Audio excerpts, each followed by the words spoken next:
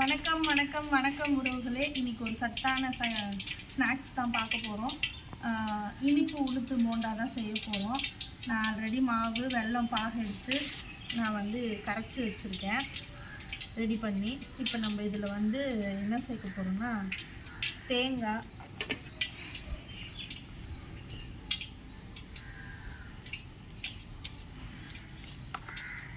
வேணுன்ற அளவுக்கு தேங்காய் சேர்க்க போகிறோம். தேவையான அளவு மட்டும்தான்.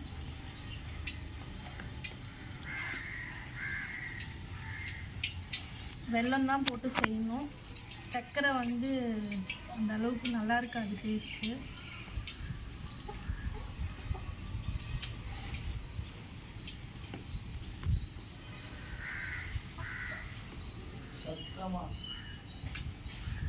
கொஞ்சம் ஆஃப் பண்ணு. கொஞ்சம் உப்பு சேர்த்துக்க போகிறோம். போட்டு இந்த ஸ்பூனை காணும். இந்த அளவுக்கு உப்பு சேர்த்தா போதும். ஏன்னா ஒன்று உப்பு வெல்லமாக இருக்கும், சாதா வெல்லம் இருக்குது, மண்டை வெல்லம்லாம் இருக்குது. அதனால் சும்மா லைட்டாக அந்த இனிப்பு தெரியறதுக்காக ஒரு பிஞ்ச் ஆஃப் சால்ட் உப்பு சேர்த்துக்கிட்டா போதும். மாவில் நான் வெல்லம் பாகு எடுத்து ஒரு வாழைப்பழம், ஏலக்காய் 2 போட்டு மாவுலேயே அந்த பாகு தண்ணி வேறு தண்ணி எதுவும் ஊற்றாமல் பாகு தண்ணியை ஊற்றி அரைச்சி எடுத்துகிட்டு வந்திருக்கேன். வேறு தண்ணி சேர்த்திங்கன்னா வெல்லம் போட்டு கரைக்கும் போது இன்னும் ரொம்ப தண்ணியாகிடும். இந்த பதம் தான் இருக்கணும். இது இருந்தால் மட்டும்தான் போண்டா மொறு மொறுன்னு இருக்கும், சாஃப்டாகவும் இருக்கும், சாப்பிட்றதுக்கு நல்லாயிருக்கும் டேஸ்ட்டாக. வெல்லத்தை பொறுத்து தான் இனிப்பு. உங்களுக்கு இனிப்புக்கு தகுந்த மாதிரி இனிப்பை நீங்கள் சேர்த்துக்கோங்க. அடுப்பு பற்ற வச்சுருக்கேன், எண்ணெய் காஞ்சிட்ருக்கு. நம்ம இது ரெடி ஆகிடுச்சு.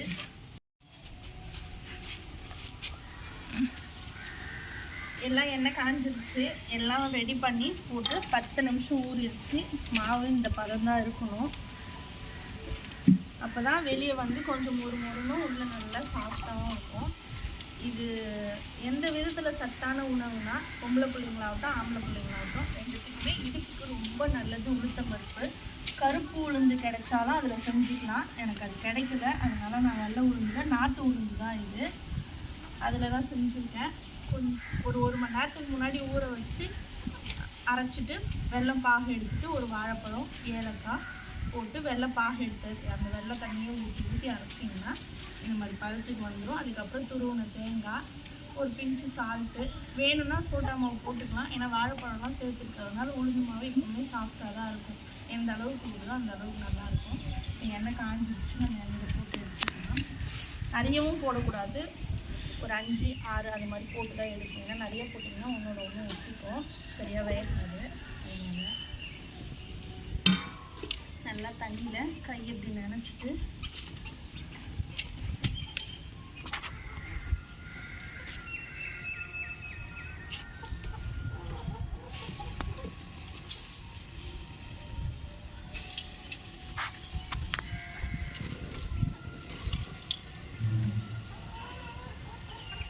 நல்லா கலர் திரும்பி வரும். வெந்துருச்சுன்னா இப்போ பாருங்கள், எண்ணெயில் போட்டதும் கலர் திரும்பிடுச்சு.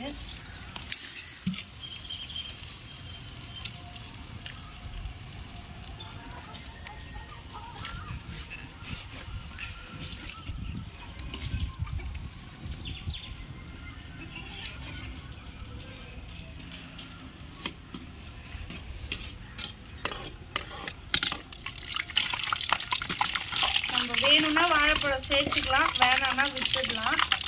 டேஸ்ட்டுக்காக தான் சேர்க்கறது. இதை நீங்கள் குழி பணியார சட்டியில் கூட ஊற்றி எடுத்துக்கலாம், நல்லா மொறு மொறுன்னு இருக்கும். எண்ணெயில் வேணுன்றவங்க எண்ணெயில் பொரிச்சு கூட எடுத்துக்கலாம்.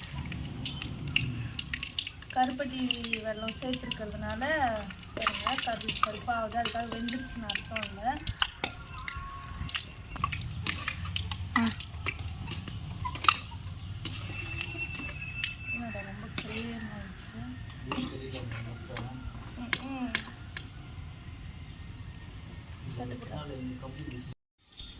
நம்ம ரெடி பண்ண கருப்பட்டி உளுத்தம்பருப்பு போண்டா ரெடி.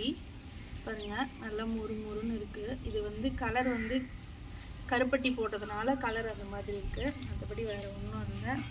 டேஸ்ட் அருமையாக இருக்கும். நல்லா வெந்திருக்கு, கொஞ்சம் நேரத்தில் வெந்துடும். நீங்களும் இதே மாதிரி வீட்டில் ட்ரை பண்ணி பாருங்கள், டேஸ்ட்டாக இருக்கும், குழந்தைங்களுக்கு ரொம்ப நல்லது. மீண்டும் ஒரு வீடியோ பார்க்க நம்ம சேனலை சப்ஸ்கிரைப் பண்ணிக்கோங்க, ஷேர் பண்ணுங்கள், கமெண்ட் பண்ணுங்கள், லைக் பண்ணுங்கள். தேங்க்யூ.